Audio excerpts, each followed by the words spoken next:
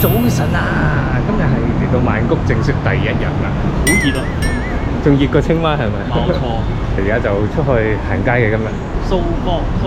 我哋搭咗2個站嚟到切隆站啦，即係 Central World 嗰個站啦。我哋見到咧，佢個 customer service 度冇人嘅時候咧，就即刻攞咗我哋張卡去增值同埋實名制啦。見冇人嘅時候增值，咁會慳好多時間。因為頭先喺阿叔站咧係超長龍啊嗰度，所以呢度方便啲。我哋行過去嘅時候，又見到個景點，呢個人未嚟過嘅地方。你嚟過咩？以前行過去睇過啦，細個有跟團嘅時候，因為下面太曬啦，我哋就決定遠距離打卡就算啦。打完，因為本身冇諗住拜啦，拜完太麻煩啦。即刻唔覺意，下個禮拜願望達成，咁瀨嘢啊！嚟到我哋曼谷第一個目標啦，攀山涉水終於嚟到啦。謝身我大佬。嚟到 Platinum 呢一邊嘅。我今日唔買進去。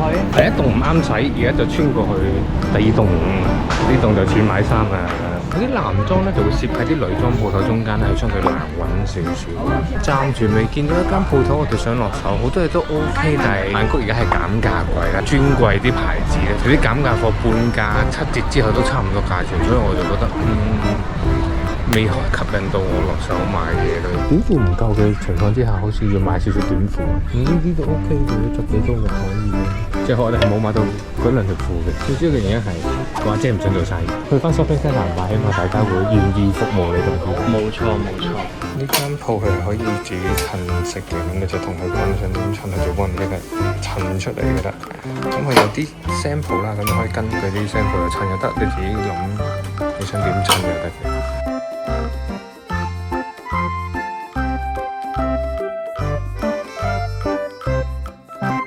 佢頭先咧有嚿嘢咧係放咗喺個高凳度啦，係揾個玻璃樽咧冚住嘅。我開頭咧以為咧純粹係擺個玻璃樽喺度咧綁住啲橡筋嘅啫。佢話可以再整嘅時候咧，佢一拎嘅。佢係驚整親人啫，嗰個都幾尖啊！尖頭要穿過嗰個鞋底咁樣嘅。好彩我哋唔係清邁買嘅。清邁就冇咁多嘢揀，同埋佢幫你做嗰個色，佢都話特別做俾你，因為佢話從來未做過男裝係2隻色搭埋。跟住佢又平咗啲比較多。咁最後3對鞋總共係1200匹啦。我哋今日嘅目標係1蚊拗成功，我哋都叫成功。不過零頭呢啲一般都好容易去。行過呢啲鋪頭仔咧，就見到呢啲廢物包啦。佢細嘅係250匹，之後大嘅過嚟全部係300匹嘅。咁我哋就買咗一個細嘅，之後2個中 size 嘅咧，佢就全部俾晒250匹我哋。咁我哋就總共750匹買咗3個袋。超廢物，質地 OK，佢硬身嘅。細咧佢已經可以放到一個 iPhone 同埋放到一個銀包，加條鎖匙嘅都冇問題。係啦，但係如果你女仔嘅話咧，我覺得大 size 有少少偏大。我諗佢 size 其實可以放到個長銀包添。我買咗一個大啲嘅 size 嘅原因咧，因為我要放高度放啲雜物啊，我先買到咁大。我哋繼續努力。哇！呢度咁樣可以玩到我哋10分鐘嘅。一入到嚟又係買啲花花 T 恤嘅時候，最後 Kevin 買一件紅色嘅麻雀。就係同人打牌嘅時候着。加泰嘅紅底環。2個因為唔知想食咩好啦，所以就求其咧喺 Platinum 6樓咧坐低食薯麵啦。咁佢一碗細嘅薯麵係20匹嘅，一碗大嘅係80匹。咁我嗌咗2碗細加個嘢飲。Kevin 就嗌咗個菊花茶加個細嘅撈麵，豬肉撈麵。之後台面原來呢啲你可以食嘅，10幾匹一個。你覺得好唔好食？好食。個豬肉丸係冇令我失望，好夠豬肉味同埋好彈牙。佢嗰個米粉咧係夠辣嘅。我嗰2碗，一碗係辣嘅，一碗唔辣嘅。薯麵嗰個係唔辣嘅，另外嗰個釀豆腐嗰個碗係辣嘅，辣嗰碗真係辣得嚟幾好食。見到啲豬肉丸咁好食，所以另外就嗌多個齋豬肉丸。咁我哋呢一餐除咗3碗麵，一個齋豬肉丸，再加2杯嘢飲咧，總共係229。我哋繼續嚟作戰啦。頭先咧，我哋晏晝嘅時候就係 Platinum 行街啦，買咗好多嘢，都幾好行，但係你要慢慢去挖你想要嘅嘢咯，要咀嚼啊，需要時間。之後咧就拎咗啲嘢翻咗酒店啦，就沖咗個涼，再出發啦。但係沖完個涼之後，我哋又縮晒啦，已經引緊汗啦。咁我哋咧就由阿叔站咧就搭咗8個站嚟到烏冬宿站啦。今日就要嚟食呢個大頭蝦。因為佢話要想食好多大頭蝦，咁我就食大頭蝦自助啦。最近都幾 hit 嘅一間餐廳嚟嘅。其實我哋都算好彩，臨尾 book 到位。咁佢有個 line 嘅，咁你 at 咗佢個 line 咧，就可以同佢 book 位嘅。星期一至五咧，只可以預約到5點半啫，5點半過後你全部都係 walk in。咁星期六日咧就係4點半最後一場，其他都要 walk in。咁我哋今日係禮拜五，我就 book 咗佢最後5點半嗰場嘅。咁就係不限時任食嘅一個嘅大頭蝦餐廳嚟嘅。你覺得我哋可以捱到幾耐？因為佢嗰度冇冷氣，我覺得我哋個零鐘差唔多嘅。如果我捱到1個鐘嘅話，我已經係賺咗啦，賺晒啦。今日嚟到呢一間泰海鮮新鮮大頭蝦自助餐廳。咁呢度除咗大頭蝦之外呢，仲有好多嘅海鮮，同埋蔬菜肉類嘅串燒。如果要飲嘢就要額外加錢嘅，仲有唔同嘅熟食。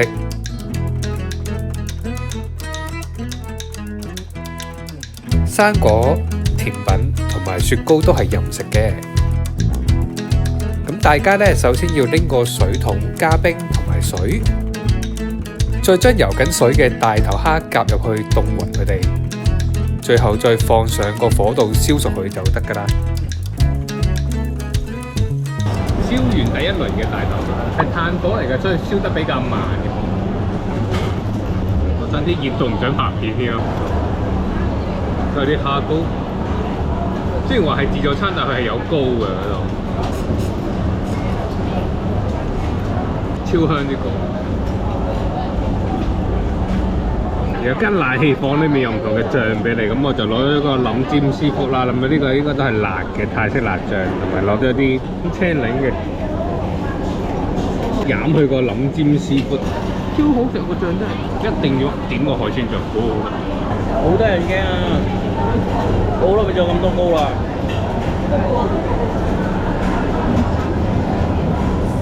附近咧啲姐姐咧都戰鬥毛，隔離嗰啲咧全部都好犀利嚟㗎。我哋嘅戰鬥毛係咁樣。太斯文我哋真係。你啲冰要夠多至得。呢一區啲蝦活躍好多。好啦，我哋食完個大頭蝦自助，我食咗4輪，每人食咗12隻大頭蝦，食咗少少魷魚，食咗一隻墨魚，飲咗好多杯嘢。咁一個人咧就係499匹任食啦，再加49匹嘅嘢飲。我哋兩個真係蝕本貨嚟㗎。我諗隔離台嗰啲本地人咧見到呢兩個人，哇食咁少嘢，俾咁多錢食咁少嘅你就走。因為以一個香港人嚟講咧，裏面真係好熱嘅。如果你係好似我哋今日咁禮拜5晚嚟咧，好忙嘅時候入嚟咧係超熱，個爐開住晒咧係焗到尾，因為佢係有頂嘅。曼谷條路咧仲涼爽過裏面。體驗。而家咧就諗住就返酒店沖個涼換件衫先啦。今晚就唔知仲有冇其他活動嘅。如果冇活動嘅話咧，就同大家講聲 good night 先，聽日再見，拜拜。我哋入返嚟天堂啦 ，BTS 裏面嘅冷氣好舒服。我見我攝親。Day 2。今日開場得我一個，因為 Jackie 覺得好攰，想瞓多陣，所以我就一個人行到嚟 MSphere。一入到去就係 food court，但係又唔知食乜嘢好。我入到嚟都係不及待咧換杯咖啡，因為我好眼瞓。佢呢間咖啡咧係有個主打嘅 Grand Caramel Latte， 上面有焦糖嘅。我就問佢可唔可以做凍嘅，咁佢就話可以。咁呢杯咖啡咧就總共160克嘅，感覺好肥胖嘅東西，但係我中意。我估計應該勁千啊！我諗 Jackie 應該係最唔中意呢啲嘅嘢。好，下屆要攞到我感想，因為我驚我唔記得呢杯咖啡真係冇特別，冇講笑。啲焦糖有少少煙燻味，都係一如以往啦。焦糖呢啲嘢一嚿嚿呢啲就黐牙黐到爆嘅，所以我而家成口都係焦糖。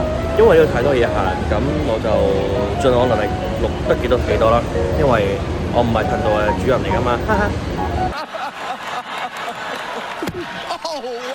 呢邊咧都有 IKEA 嘅，咁 IKEA 就喺樓上，咁我就打算上去啦。我冇理由喺度買個衣櫃翻澳洲噶嘛。啱啱咧我都去問康師傅睇下有冇呢個遊客嘅優惠卡。咁佢呢個咧就唔使 passport， 咁就係佢有張紙寫低你啲資料同埋邊間酒店就得㗎。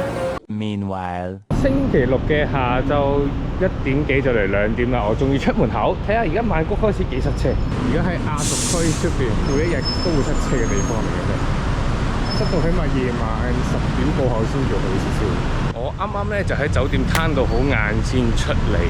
大家頭先咧，我應該都會將 Kevin 出去行街嘅片段咧，就擺咗上去俾大家睇㗎啦。咁我唔知佢會拍成點啦。希望到時剪咗啲嘢出嚟啦。咁而家咧我就由酒店行緊過去 Msphere 嗰邊。哇，原來咁近嘅啫喎！比起 Google Map 所講嘅係時間少好多㗎。我今日跛下咁由亞熟站咁行過嚟。行咗唔使10分鐘就到。今日做咩事跛下咧？因為前幾日開始隻腳板底開始起水泡，咁今朝個水泡就非常之大，而家頂住隻腳，所以好痛。A few inches later， 轉眼間咧坐咗車嚟到呢個嘅Siam站啦。今次嚟曼谷就咁啱撞正佢哋嘅 Pride Week 㗎，所以今日6月1號禮拜6嘅時候咧，曼谷就會有呢個嘅 Pride 遊行嘅。清邁嗰個我哋錯過咗啦，我哋本身清邁都係啱啱撞正有嘅。清邁嗰一日我哋真係唔得閒，所以就冇去到睇嘅。咁我哋嚟到曼谷咧就過嚟參觀一下佢哋嘅活動啦。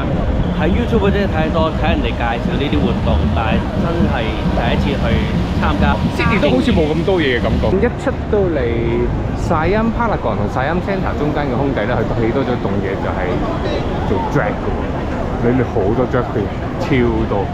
我哋兩個咧喺好肚餓嘅情況之下咧，就求其揾咗間嘢食，豚骨火沙，食日本拉麵嘅。唔好問我哋點解喺泰國食日本拉麵啦。商場入邊大部分都係西餐同日餐，我係唔小心叫咗個咁浮誇嘅嘢食，我諗住揀個好簡單嘅麵就算㗎啦嘛。開頭我以為係一個石頭拉麵，呢碗係要倒湯，仲要焗熟佢。係好食嘅，但係熱嘅時候千祈唔好嗌呢個，因為到而家湯都仲出緊煙，我而家食到成身成頭汗。但係 Jackie 呢個咧係全素嘅，佢喺菜味咧係非常濃郁，同埋佢番茄味都好。佢菜好食，番茄好食，之後個湯又甜喎，所以係好好食嘅，辣辣地。咁你嗰個拉麵點啊？豬骨拉麵。個味道係淡身少少嘅，咁但係個麵質咧係我中意嘅，因為佢係幼啦，同埋佢係硬身啲嘅。好似有燒過咁，我見啲肉好似。食唔到燒嗰陣味嘅，亦都唔會太柴，同埋唔會太黐人。仲有叫咗一個炸豬扒。豬扒我覺得普通。佢再炸耐少少嘅話咧，佢入邊咧啲肉汁咧就冇晒，因為其實啲肉汁已經少咗好多，但係拉麵就係好食㗎。所以如果大家喺泰國突然間都食日本拉麵咧，如果去到Siam Paragon嘅時候，就可以嚟呢度試下嘅。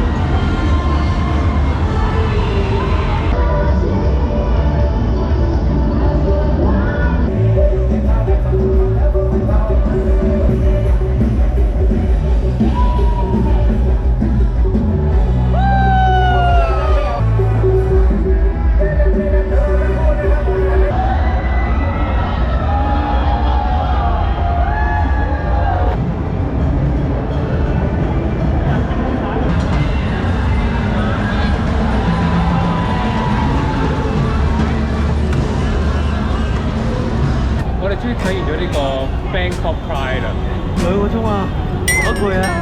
我哋係4點幾開始企出嚟嘅，即係企到而家5點半、5.9個字啦已經。6點。我哋仲要唔係一開頭睇到明，曼谷就比較 free 啲，冇話要隔開好遠嘅，所以你可以好近咁同佢哋接觸到啦。咁我哋見到有好多可能係本土嘅明星或者網紅之類咧，都幾多 fans 跟住嘅，只不過我哋一個人都唔識嘅。但係一樣嘢，大家都好守規矩嘅，即係唔會話一個明星，大家就會全部衝晒上去。最大嗰堆明星咪一堆人用人手咁樣圍住佢哋，但係起碼大家都係有秩序嘅。因為好多外國遊客好似我哋咁，我哋唔會衝上去，因為我真係唔識佢噶嘛。但係睇得出佢哋係好有人氣嘅明星嚟嘅。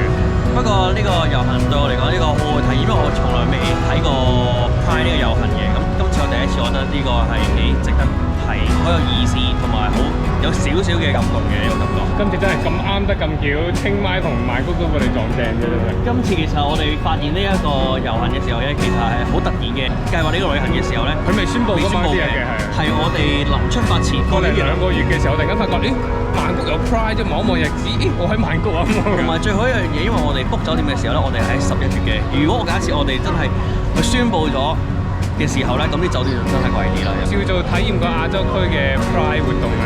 好熱，去買啲節水飲下先得，要脫水落個頭。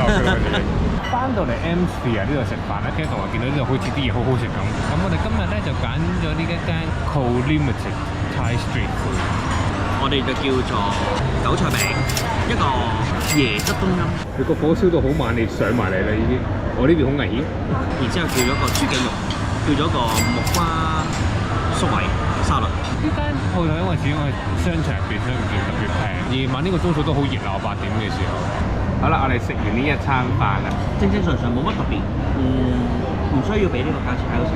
呢間嘢唔係太推介，冇話好特別、好突出嘅味道，唔會話食完會掛住佢嘅味道。好，你而家暫時最掛住泰北腸添。泰北腸真係好好食。咁今日我哋就可能落去買少少生果拎翻去酒店食就算啦。臨近閂門前咧，成日都減價啲生果。食咗蓮霧啦，食咗番石榴啦，食咗榴蓮啦，食咗火龍果啦，食咗紅毛丹啦，食咗山竹啦。菠蘿就喺便利早餐成日食到啦。係仲要食西瓜咯，你早餐食西瓜咯。係啦，咁等睇下落去有咩生果食先。Let's go！呢就我所講切好咗嘅生果啦，荔枝。我特別覺得今日真係上隻芒果，認真上隻芒果，係咁多啦，唔使。呢就係380